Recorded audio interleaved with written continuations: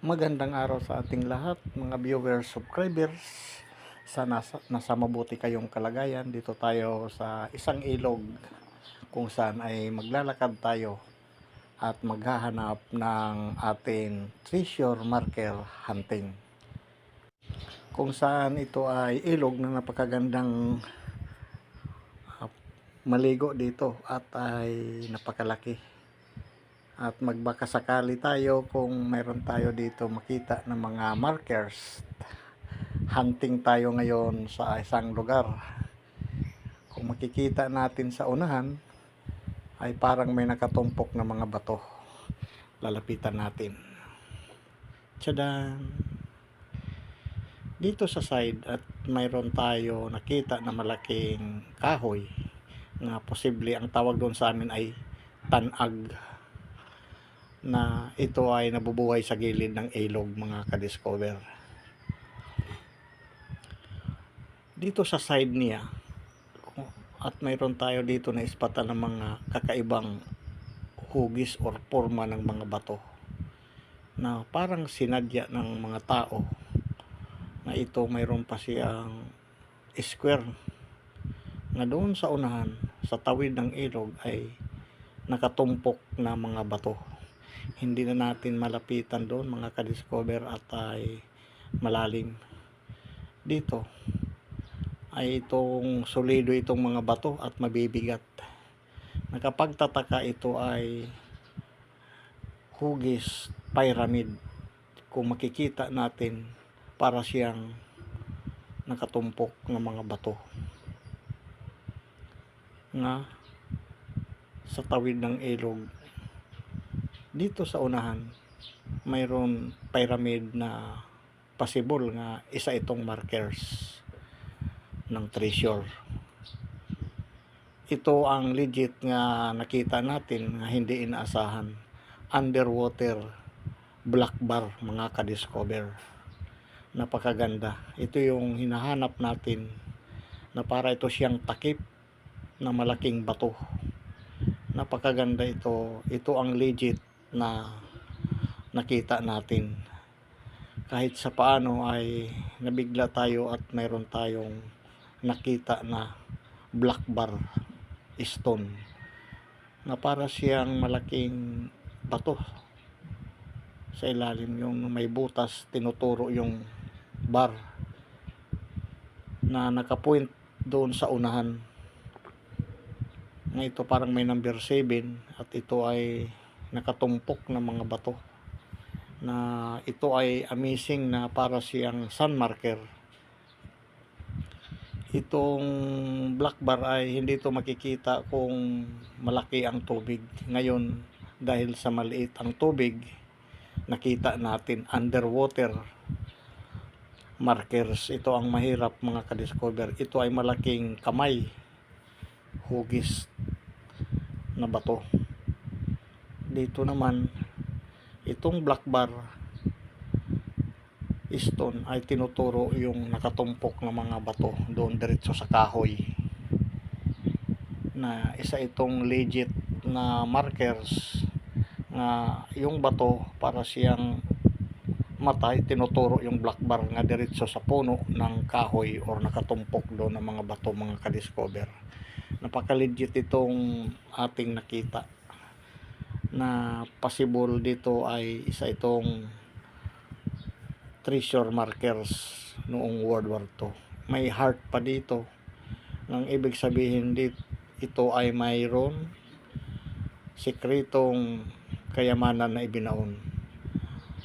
Wealth Barry ang ibig sabihin, na itong matulis na heart sa ating analysis partial decoding.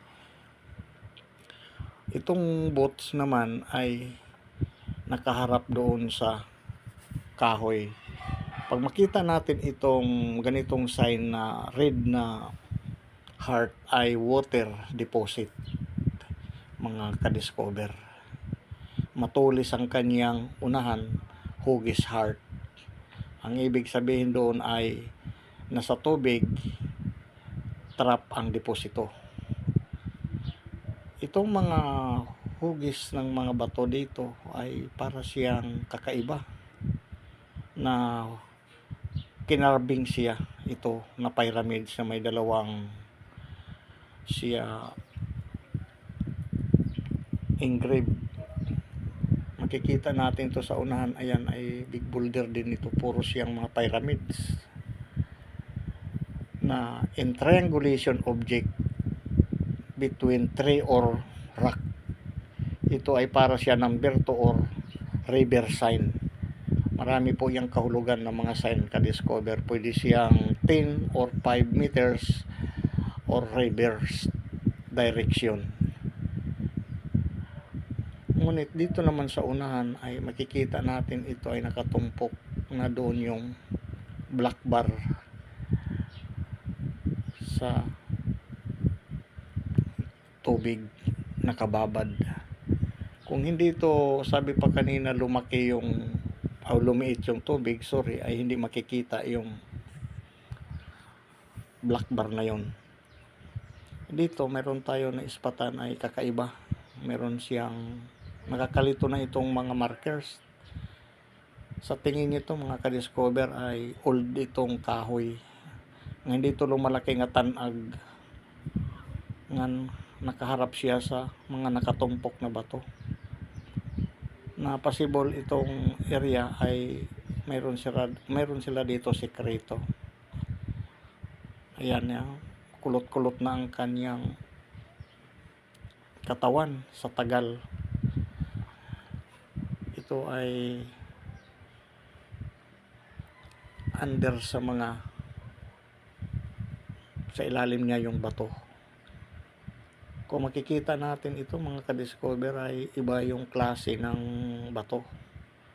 Ang kaniyang pagka-arrangement or orientation, sabi pa sitting, ayan, na sa gilid ng ilog na malaki. Pag bumaha ito ay maaapo siya, hindi makikita itong mga bato. Kaya lumutang ngayon at nakalkal na sa tubig. Itong ayon sa ating pananaliksik ay lumutang lang ito ng mga bato, nakabaon ito sa lupa. Sa tagal lagi magbaha ay nakalkal yung mga lupa, kaya lumabas itong mga markers mga ka-discover. Kung makikita natin itong bilog ay para siyang rock enclosed ito. Mayroon siya engraved nga para siyang araw pabaliktad papunta sa puno, na dito mayroong bato, prospect target.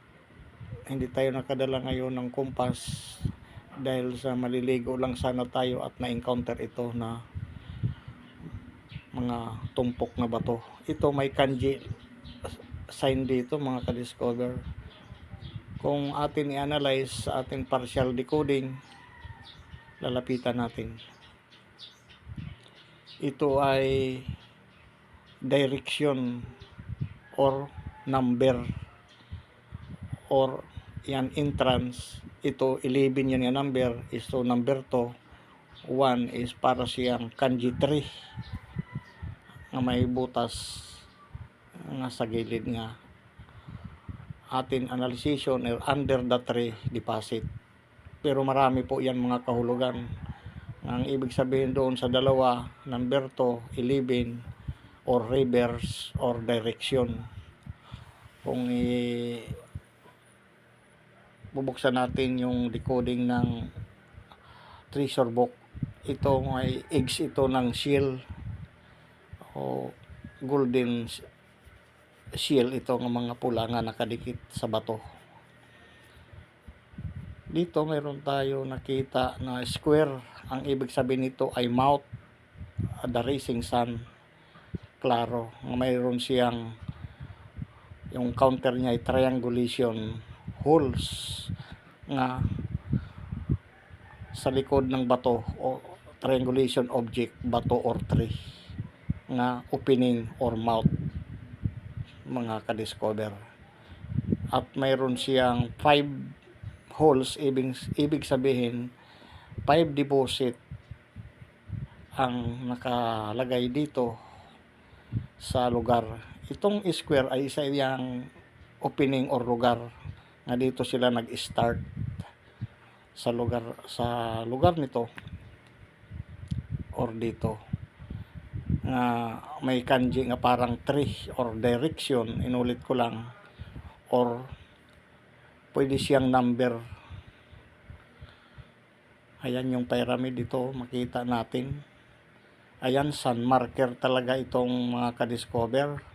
Sa gitna yung pyramids nga inulit lang reverse, pero mayroon pa yang ibang kahulugan or direction or distance, looking forward into the distance, sabi pa. Marami po ito mga kahulugan ay nakakalito mga ka-discover, no? Analyze na lang po ninyo kung kayo sa iba nakakakita ay para managdagan yung ating kaalaman na ito ang ating ngayon nakita. So hanggang dito na lang si Green Discovery, at sa susunod naman muli na ating matatagpuan sa ating mahabang paglalakbay. Huwag makalimot mag-subscribe YouTube channel Green Discovery. Salamat po at God bless sa ating lahat. Bye-bye!